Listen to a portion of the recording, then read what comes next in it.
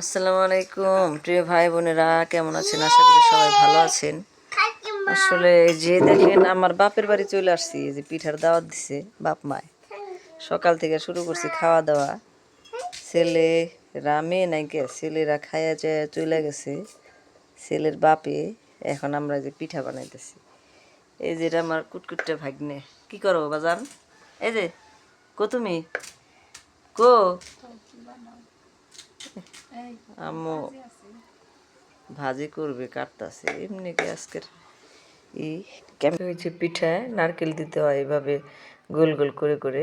তো এরকম এই যে সাজাইলাম, এগুলো খালি মুখ চাপাইতে হবে এখন, তারপরে সুন্দর করে পিঠা হয়ে যাবে। তো সবাই দেখতে থাকুন পুরো ভিডিও। দুধ পুলি পিঠা রান্না শেষ, এখন আমরা পরিবেশন করতেছি। আম্মু বাইরে বাইরে রাখতেছে দুধ পুলি পিঠা তো ভাই বোনেরা, এই যে দুধ পুলি পিঠা আম্মুদের বাড়িতে যাইতে বলছিল, তাই গিয়েছিলাম। দাওয়াত আসলে মেয়েদের কি ভাগ্য, তাই না? মেয়েরা যে বাবার ঘরে জন্ম নেয়, সেই ঘরে ছোট থেকে 20 বছর পর্যন্ত লালন পালন হয়। কারো কারো ভাগ্যে 30 বছরও থেকে যায়, কেউ কেউ সারা জীবন থেকে যায়। তো যাই হোক, আমরা যারা 20 বছর পর্যন্ত যারা বেশিরভাগ লালিত পালিত হয়েছি, আসলে তারা বাপের বাড়ি বলতে হয়, বাপের বাড়ির দাওয়াত খাইতে যাইতে হয়। আসলে কীরকম কপাল, তাই না? আমাদের এখানে টাঙ্গালে বলে যে দুধকুলি, আমাদের মাতৃভাষা মনে হয় দুধকুলি। যাই হোক, এটা তো আসলে দুধপুলি, আমরা বইয়ে পড়েছি। তো এই যে দুধপুলি পিঠা বানাইলাম। সকাল থেকে আম্মুদের ওখানে খাওয়া দাওয়া করছিলাম। তো খাওয়া দাওয়া করতে যাওয়া শান্তি পেলাম না, কারণ জামাইয়ের মন মতো খাওয়া হয় নাই। জামাইকে মন মতো আমার বাপের বাড়ি থেকে খাওয়াইতে পারে না। হ্যাঁ, এটা জীবন ভরাই মনে হয় প্রত্যেকটা মেয়েই হয়তো বা কম বেশি শুনে থাকে। তো যাই হোক, তারপরেও মেয়ে মানুষ কপালে নিয়ে আসছে কথা, জামাইয়ের কথা শুনতে হবে। ভালো জামাইয়ের অবশ্যই এসব নিয়ে কিছু বলে না। তো যারা একটু বান্দর, তারা একটু এগুলো বলে, ওদের বলাই কাজ, আর কোনো কাজ নাই।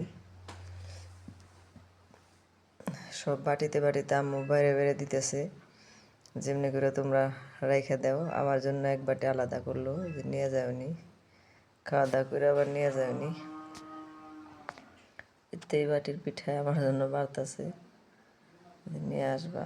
আসলে পিঠা যতটা খাইতে মন চায় ততটা বানানোর পর আর খাওয়া যায় না, কিন্তু খুব ইচ্ছা করে। যেটুকু খাওয়া হয় ওটুকু আলহামদুলিল্লাহ, আল্লাহর কাছে শুক্রিয়া। কিছুদিন আগে একটু দুধের পিঠা বানাইছিলাম, তো আবার দেখি আবার কত পদের আরেকটা বানাইতে হবে, সেওই। আরেকদিন খাইতে হবে সেওই। তা আম্মু এর আগে সেওই বানাইছিল, পরে এক বাটি দিয়ে দিছিল। তো এই তো মনের অনেক কিছুই, অনেক কথা থাকে, সেগুলো সব কথা বলা যায় না। তো ভাই বোনেরা, আমার একটা পেজ আছে গৃহিণী গল্প কথা, গৃহিণীর গল্প কথা। এই পেজে সবাই ফলো করবেন। আশা করি আপনাদের ভিডিওটা ভালো লাগবে। তো দেখতে থাকুন আমার পিঠা রান্নার সব কিছু। তো যাই হোক, এই যে পিঠা বেড়ে বেড়ে সব কিছু কমপ্লিট করা হলো।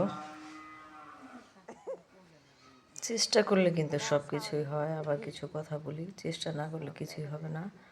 সফলতা আনতে হলে আপনাকে কাজ করে যেতে হবে। আমি তো যাচ্ছি, আসলে ওইভাবে আপনাদের কন্টেন্ট উপহার দিতে পারি না, যেটুকু পারি ওটুকুই দিই। তারপরে তো আপনারা যে কজন দেখেন, অবশ্যই যে আপুর ভিডিও ভালো লাগে না, তারপরে দেখতে থাকেন আপনারা।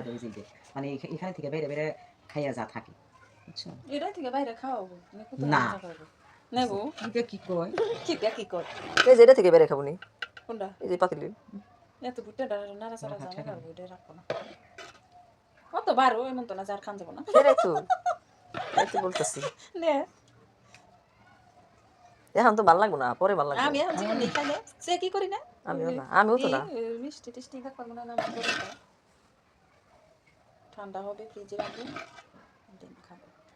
এই যেটুকু রাখে এখন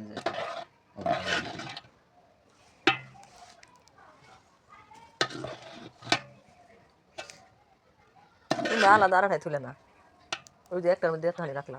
ও তো থেকে খাই বলি আলাদা থুন যায় না। তাও একটার মধ্যে সানা সানা হবো না। ওই যে এটা খাই ওটা খাই বলি পরে ছোট তাই লাগলে ভালো। ছোটটা বানলে কি হয় হাত পরে না বুঝো নাই ভালো থাকো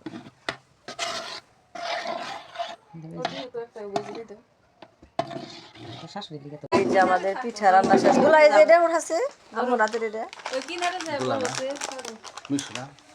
না গো এই যে ভিডিও করতেছি এই যে পিঠা সুন্দর হয়ে গেছে আমাদের পুলি পিঠা দুধ পুলি রান্না শেষ আজকের পিঠা রান্নাটা ভালো হয়েছে তাড়াতাড়ি হয়েছে কি রাইতে নাই